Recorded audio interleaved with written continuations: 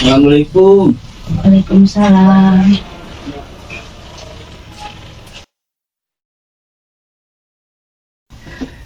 Selamat pagi, Ibu. Pagi, Pak. Gimana kabarnya hari ini, Ibu? Alhamdulillah sehat. Pada bagaimana hari ini? Alhamdulillah, Pangestu sehat juga, Bu. Ibu, di sini saya itu sebenarnya tujuannya bukan mewawancara, tetapi ingin diskusi atau sharing dengan Ibu mengenai tugas program grup penggerak terkait modul materi di modul 3.1. Mengenai pengambilan keputusan berbasis nilai-nilai kebaikan sebagai pemimpin. Karena di sekolah SDN Cigentur 3, Ibu kan kepala sekolahnya. Nah, berarti yang bisa diajak diskusi mungkin Ibu ya. Siap. Nah, terima kasih atas waktunya. Sama-sama, Pak. Semoga Ibu tidak terganggu ya dengan adanya diskusi ini dan Tidak. bisa memberikan pengalaman Ibu dalam sebagai pengalaman Ibu sebagai pemimpin di sekolah itu ya. Semoga dapat berbagi kepada saya. Nah, bagaimana pengambilan keputusan dalam situasi yang dilematis? Nah, mungkin ada suatu kasus atau kejadian ya yang keputusannya itu harus dipikirkan dengan matang-matang dengan berbagai pilihan atau kebijakan yang harus Ibu ambil. Otomatis situasi tersebut dilematis ya, Ibu. Iya. Nah, langsung saja Ibu ya. Untuk memberikan waktu supaya waktu Ibunya tidak tersita, saya ingin bertanya. Boleh. Yang pertama mungkin mengenai kira-kira berapa lama sudah menjabat sebagai kepala sekolah di SDN Cigentur 3? Ibu, alhamdulillah ya Pak Adam, kalau dihitung sampai saat ini sudah 1,5 tahun ya, dari 2023, alhamdulillah sampai saat ini masih menjabat kepala sekolah SDN Cigentur 3. Berarti baru 3 semester ya, Ibu? Iya. Oh, masih ini ya. Pengalamannya nanti bisa ini ya. Masih baru lah Pak Adam ya. Ya. Mungkin berkaitan pertanyaan kedua mengenai riwayat pengalaman kerja Ibu. Berapa lama sudah menjabat pengalaman dinas ya? Pengalaman dinas sebagai guru sudah berapa lama atau berapa tahun? Ibu diangkat PNS ya Pak Adam ya, jadi guru itu dari tahun 2010. Di sekolah ini atau di? Ibu kebetulan di SDN Rawati 4, tapi tetap masih satu kecamatan Pase. Jadi kalau dihitung ya Pak Adam sampai saat ini Ibu menduduki jabatan guru sudah sekitar 14 tahun ya.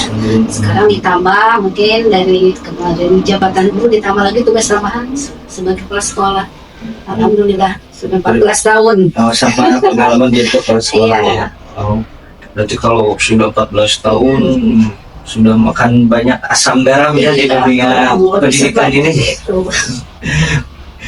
Sudah banyak pengalamannya. Nanti saya juga bisa mendapatkan ilmu dari Ibu pengalamannya. Karena kalau saya ya masih setengahnya mungkin dari pengalaman Ibu. Ya, pelajaran selanjutnya selama ini bagaimana Bu Yayu dapat mengidentifikasi kasus-kasus yang merupakan dilema etika atau dalam rujukan moral.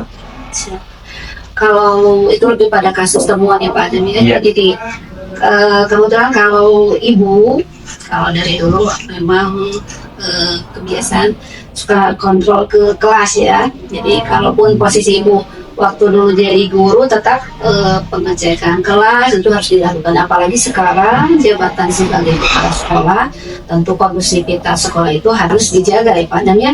Tentu berkaitan dengan pertanyaan tadi, temuan yang Ibu lihat ini ada di salah satu siswa kelas 1, kalau boleh disebutkan namanya ya Pak Adam, ini Ayus.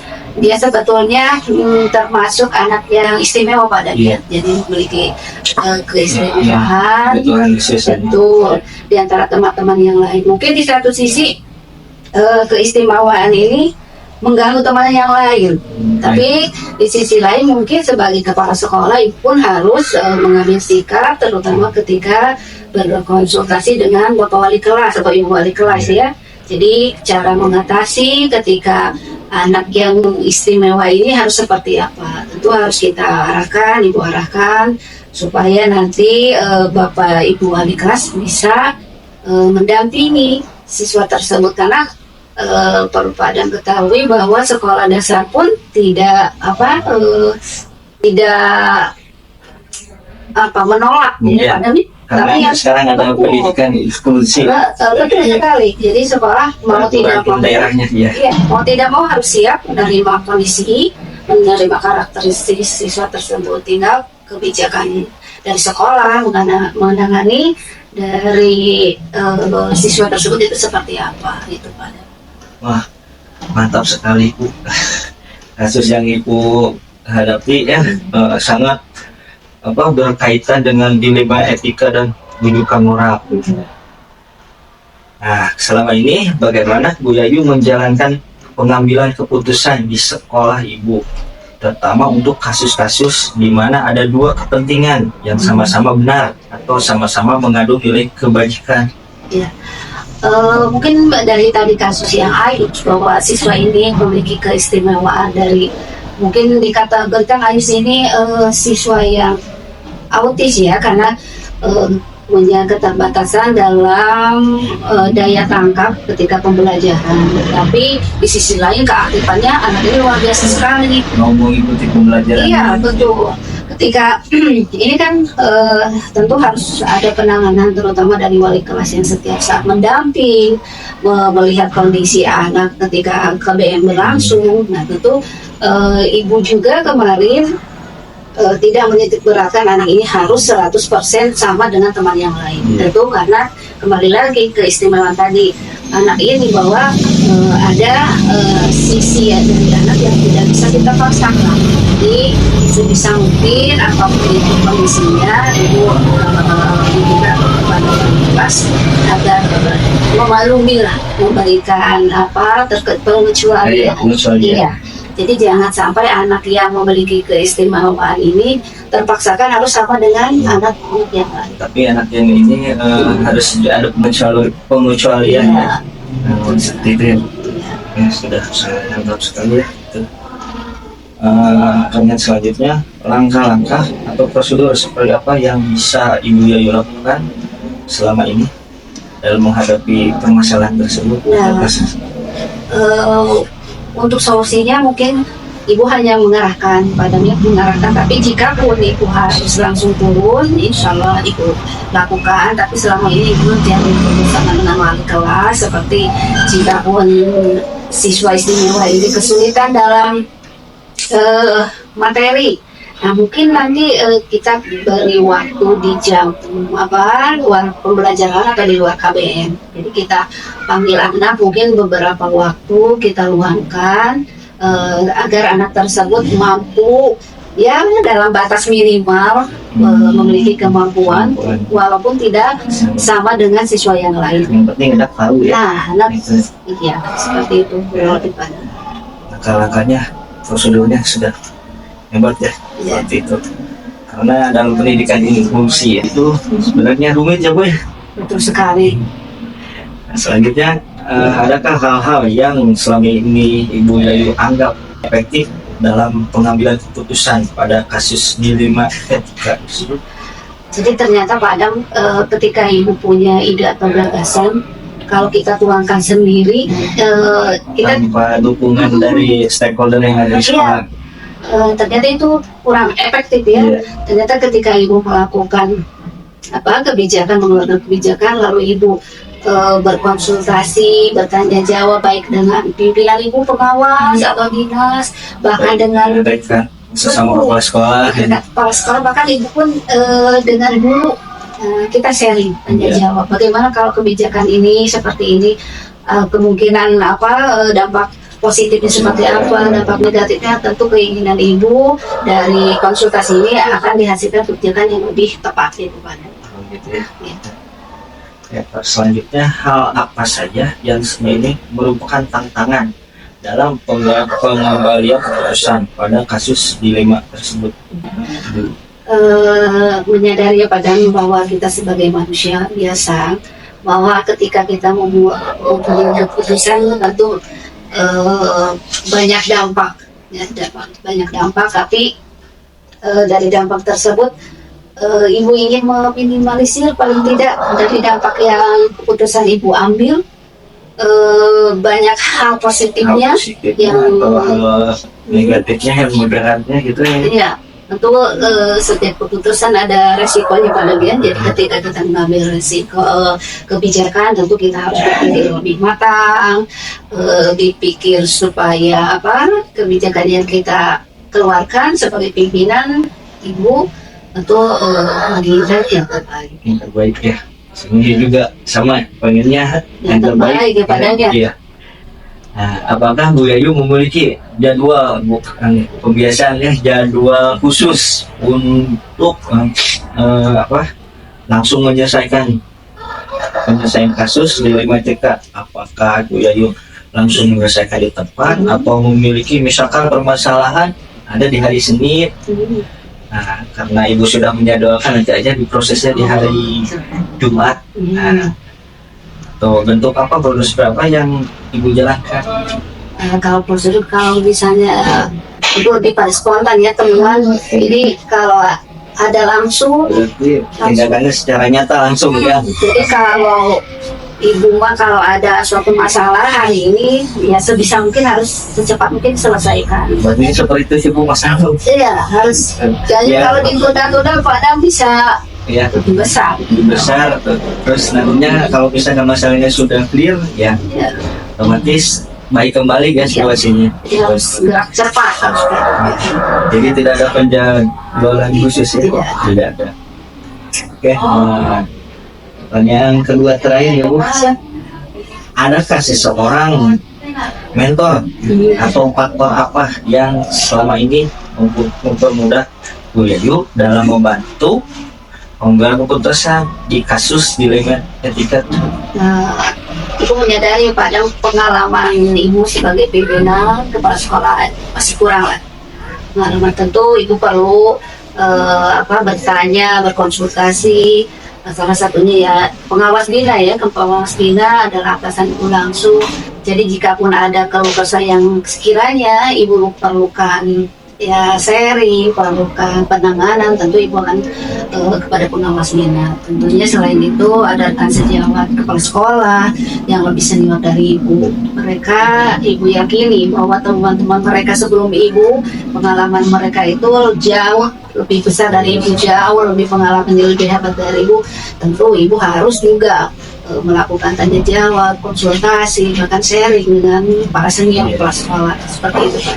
Karena pada hakikatnya kalau di dunia pendidikan itu kita harus menjadi pembelajar sepanjang hayat ya Bu. Ya, seiring berjalannya waktu ya, mungkin dari pengalaman yang lebih berharga, improve sendiri ya ke depannya. Seperti itu ya Bu. Oke. Nah, terakhir ya Bu, saya ingin wawancara ya, ini Mas lebih ke sharing ya. Ngobrol aja Pak. Ngobrol ya Bu ya. Dari semua hal yang telah disampaikan, pembelajaran apa yang dapat Ibu Yayu petik dari pengalaman Ibu sebagai keputusan dilema etika? Jadi seorang kepala sekolah itu bukan sosok yang sempurna pada dia. Jadi kita harus setiap saat belajar dan belajar. Karena tidak mungkin kita bisa dengan sendiri, tapi kita harus melalui berbagai proses. Prosesnya tadi kita belajar. Belajar dari apa? Dari permasalahan, dari temuan. Kita pelajari, kita selesaikan. Insya Allah kedepannya akan jauh lebih baik lagi. Jauh akan melewati hal-hal yang lebih berharga lagi ke depan seperti itu. Oh, seperti itu ya, Presiden. Ibu. Mantap Bu ya, terima kasih. Dengan hasil sharing ini, Iya, saya dapat mengambil pengalaman dari Ibu. Sama saya ya, dijadikan bukan hikmah, tetapi ilmu yang nantinya akan diterapkan apabila kedepannya saya Jadi kepala sekolah, ya jadi pengawal harus sudah. amin ya Ibu. Terima kasih juga Ibu dalam waktunya diskusi ini yang cukup singkat. Sebenarnya masih banyak yang ingin saya tanyakan, tetapi takut mengganggu waktu Ibu. Boleh, kapan Saya juga masih ada kelas Bu di Oh iya, kelas iya. 6 ya. Oh iya, mantap. Iya. Terima kasih atas waktunya. Ibu. Sama-sama. Terima kasih. Ya.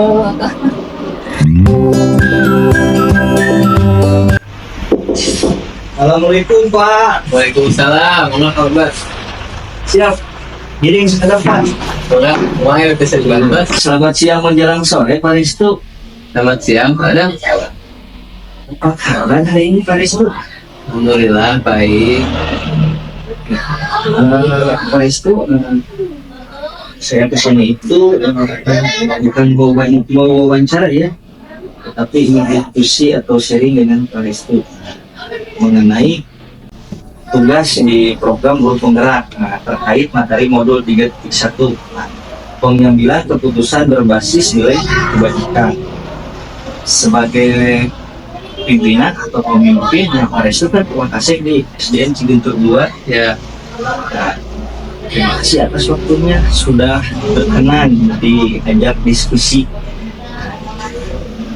karena mau berbincang dengan saya. Semoga Pak Restu dapat memberikan pengalaman yang berharga buat saya ya.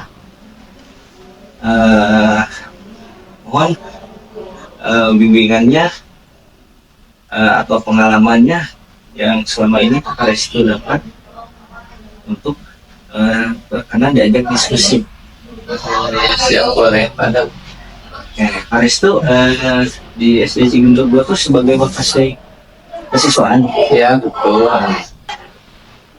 Kira-kira berapa lama sudah menjabat sebagai masuk sekolah ini? Oh, sebagai wakase sudah kurang lebih 5 tahun. Cukup lama ya. Banyak yang ilmu didapat dan bisa dibagikan kepada saya. Sedikit banyak. Kalau yang selanjutnya mengenai pengalaman dinas atau kerja sebagai profesi kita sekarang sebagai guru sudah berapa lama Pak Restu? Dari tahun 2016 nanti sekitar 8 tahun. Oh, 8 tahun. Wah, kalau 8 tahun udah lebih senior dari saya ya. Udah memakan asam garam di dunia pendidikan ini, banyak pengalamannya. Iya ya Pak Restu, saya ingin bertanya, selama ini bagaimana Pak Restu dapat mengidentifikasi kasus-kasus yang merupakan dilema etika atau rujukan moral? Mengidentifikasi ya berarti ya. Ya, Kalau di sekolah saya sudah ada jadwal khusus untuk mengidentifikasi kasus atau masalah. Keadaannya itu pada hari Sabtu yang disebut kombel ya. Komunitas belajar di setiap kelas itu mengambil minimal satu permasalahan atau yang akan diangkat sebagai studi kasus. itu berkaitan dengan peserta didik Ya, nah, karena kesikuan mas urusannya dengan peserta didik ya. ya betul. Selama ini bagaimana sih Pak Restu dapat mengidentifikasi? Oh bukan, pertanyaan selanjutnya. Selama ini bagaimana Pak Restu menjalankan pengambilan keputusan di sekolah ini di SD Cigentur 2 ini, terutama untuk kasus-kasus di mana ada dua kepentingan yang sama benar atau sama-sama mengandung nilai kebajikan? Yang pertama, ketika ada permasalahan pasti kan munculnya permasalahan tersebut itu dari hasil diskusi ya, yaitu dari komplain. Ketika disampaikan oleh guru yang bersangkutan ada suatu permasalahan yang keras, pasti kan diselesaikannya juga secara musyawarah. Lalu nanti ketika ada mentok atau tidak mendapatkan hasil, baru saya berdiskusi kembali bersama kepala sekolah atau ke pengawas seperti itu untuk tindak lanjut mengenai permasalahan yang ada. Nah, permasalahan itu harus segera dikliarkan ya, ya situasinya, kondisi kembali. Ya. Oke, pertanyaan selanjutnya mengenai langkah-langkah atau prosedur seperti apa ya biasanya Pak Restu lakukan selama ini? Langkah-langkah atau prosedur yang saya lakukan seperti itu. Yang pertama, saya mengidentifikasi dulu permasalahannya, tingkat level masalahnya seperti apa, atau jangkauannya seperti apa. Nanti baru ketika ini permasalahannya kiranya tidak terlalu luas ataupun jangkauannya tidak terlalu jauh dan tidak terlalu berdampak pada siswa, peserta didik dan guru, dari situ cara pengambilan keputusannya secara spontan gitu. Kalau misalkan masalahnya rendah seperti itu, misalkan kalau di sekolah saya ini ada nih yang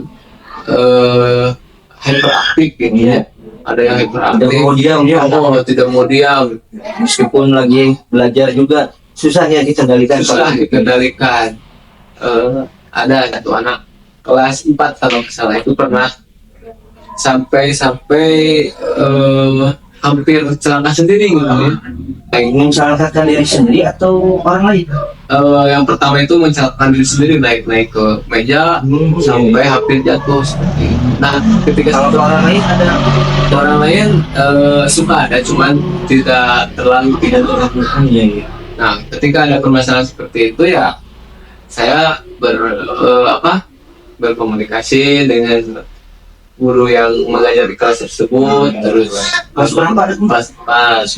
terus meminta saran pandang mengenai penanganan dari anak tersebut. Nah, ketika sudah dilakukan seperti itu baru memutuskan bagaimana tindak lanjutnya. Yang sudah dilaksanakan itu pemanggilan dari anak yang anak tersebut dipanggil untuk ditanya. Awalnya ditanya kenapa seperti itu, ada keinginan apa nih anak tersebut. Nah, ternyata anak tersebut itu senang berolahraga di bidang loncat tinggi, ternyata resep gitu. Ya gitu ya. Jadi anak tersebut mungkin lebih ke kinestetik ya. Iya, anak tersebut ternyata harus diarahkan ke minat dan bakat anak tersebut. Wah, mantap sekali langkah yang sudah diambil Pak Restu ya sebagai wakasih kesiswaan dan guru bidang ya kalau Ya, guru bidang olahraga, pendidikan jasmani olahraga dan kesehatan, PJOK. ya. Selanjutnya, hal apa saja yang selama ini Pak Restu anggap efektif dalam pengambilan keputusan pada kasus dilema identitas?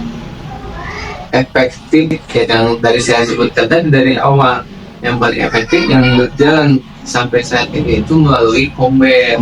Karena ada diskusi ya, Ya, karena ada diskusi, ada musyawarah yang ada di sekolah. Nah, seperti itu. Bahkan Kombel ini tidak hanya guru dan kepala sekolah, ada komite, bahkan pernah juga menghadirkan orang tua untuk informasi. Untuk memberikan informasi ya kepada orang tua bahwa anak atau peserta didik di sekolah itu seperti apa kan? Ya, Selanjutnya mengenai hal apa saja sih selama Pak Restu merupakan tantangan dalam pengambilan keputusan pada kasus dilema etika ini? Apakah misalkan kalau kata tadi skalanya mengangkut di lingkungan sekolah atau di mana gitu ya. tantangannya? Yang paling dilematis itu ketika berhubungan dengan perasaan seperti itu ya. Ini tuh ketika diputuskan kedua-duanya itu sebetulnya tidak salah benar, tapi kedua-duanya benar misalkan, tapi cuman berhubungan dengan perasaan. Kalaupun ada permasalahan, salah dua-duanya seperti itu. Nah, itu yang sering saya rasakan dilematis ketika memutuskan suatu permasalahan. Gitu. Apa disebutnya tuh pertanyaan yang awal tadi?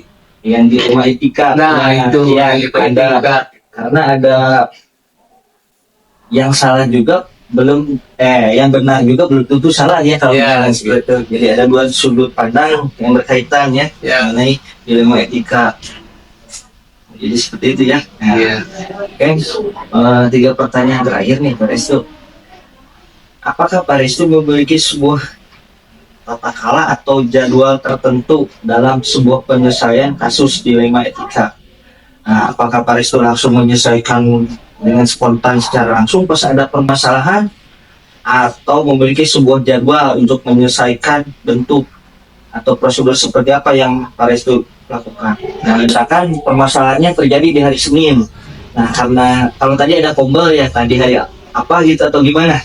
Nah, kalau seperti itu di sekolah kami itu sudah memiliki guru konseling, ada guru bimbingan konseling. Jadi ketika saya mendapatkan permasalahan, ketika saya mendapatkan informasi, saya catat permasalahannya apa, terus teknik penanganannya seperti apa. Nah, baru penanganannya itu bersama-sama dengan guru bimbingan konseling untuk penanganan lebih lanjutnya seperti itu. Kalau misalnya tadi pertanyaannya ketika Senin apakah nunggu komen? Tidak, langsung Jadi langsung spontan ya, spontan. ada kasus langsung ditangani. Nah, ditangani langsung. Cuman untuk di Dan kolaborasi dengan guru BK. guru BK gitu.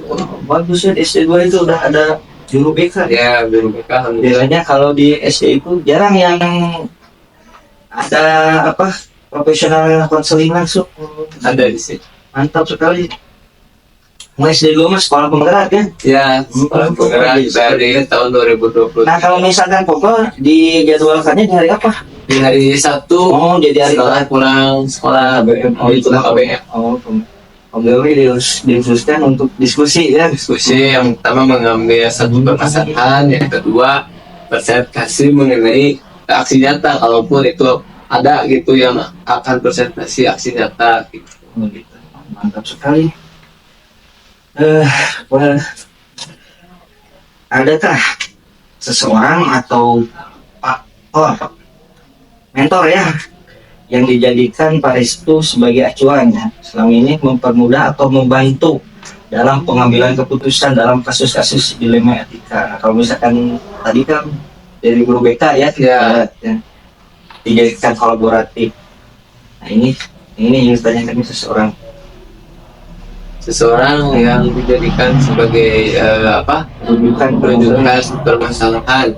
Yang pertama tadi ya sudah guru BK, terus yang kedua ada kepala sekolah, dan ketiga ada pengawas bina, selanjutnya baru sampai kepada orang tua jika permasalahannya perlu melibatkan orang tua. Jadi ada tiga tahapan ya, step by step Ya, sampai nanti misalkan tahu permasalahannya, tapi belum pernah ya. Iya, amit-amit Kalau misalkan harus secara pidana gitu ya.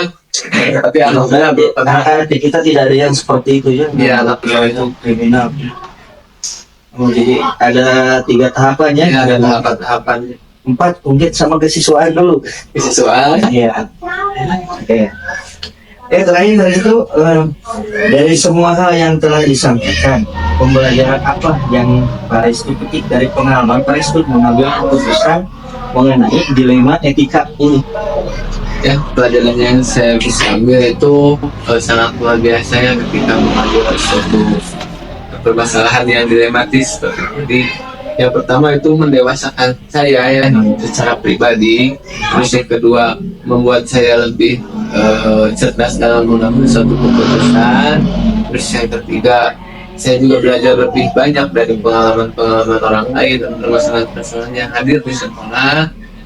Yang selanjutnya ya mudah-mudahan apa yang saya lakukan di sekolah itu menjadi apa figur ya ataupun menjadi prototipe untuk guru-guru yang lain. Wah, mantap sekali nih pengalaman Perestu, karena pengalaman itu menurut saya guru yang paling sangat berharga ya. Tidak ada dari hasil pembelajaran di kuliah atau dari manapun, menurut saya pengalaman yang paling utama. Karena pada hakikatnya kalau di dunia kita itu, di dunia pendidikan, sebagai seorang pendidik harus apa? Belajar sepanjang hayat ya. Iya, pembelajaran Oke. sepanjang hayat. Terima kasih Pak Restu atas waktunya. Sama-sama. Sangat bermanfaat sekali hasil wawancara ya. Saya menganggapnya itu sebagai sharing atau diskusi ya mengenai tugas yang saya hadapi ini. Ya, sama-sama. Kadang mohon maaf Banyak. juga penerimaannya di sekolah kami jika kurang berkenan. Tidak apa-apa, sudah sangat dijamu saya dengan baik, sudah mantap. Terima kasih atas waktunya. Sampai ketemu lagi nih Pak Restu. Aku kembali dari waktu Pak Restu nih. Saya juga nanti masih ada kegiatan nih di siang hari itu, ngajar di sekolah yang lain. Soalnya saya mengajarnya ada siangnya. Terima kasih Pak Restu. Ya, sama-sama. Assalamualaikum. Baik,